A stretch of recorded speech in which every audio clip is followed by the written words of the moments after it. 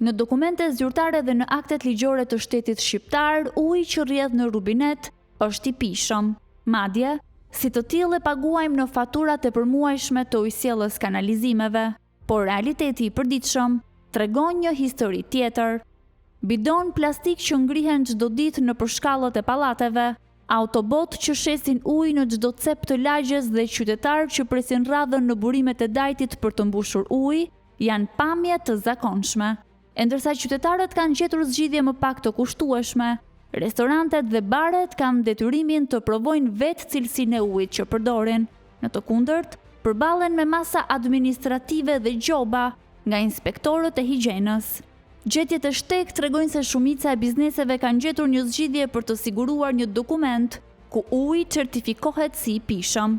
Në provzat sterile të analizave, uji që rrjedh nga rrjeti ujësjellësit zëvendësohet me ujë të blerë, e më pas dërgohet për analiza mikrobiologjike në laborator. Ndërkohë, një raport i kontrollit të lartë të shtetit tregon se nga 14 ndërmarrje të ujësjellës kanalizimeve, të cilat kanë detyrimin ligjor për kryerjen e analizave mikrobiologjike të ujit të pishëm, 8 prej tyre nuk kanë laborator, ndërsa 6 laboratorët e ndërmarrjeve të tjera janë të paakredituara. Tu nuk kemi asnjë laborator që bën analizat e ujit. Çfarë do thotë? Të gjithë këto laboratorët që ekzistojnë janë laboratorë të pacertifikuar, të paakredituar, dhe analizat e tyre nuk njihen ligjërisht.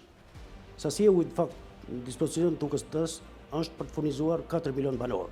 Është investuar në impjantin e Bovilës dhe është dyfishuar sasia e ujit në këtë impjant.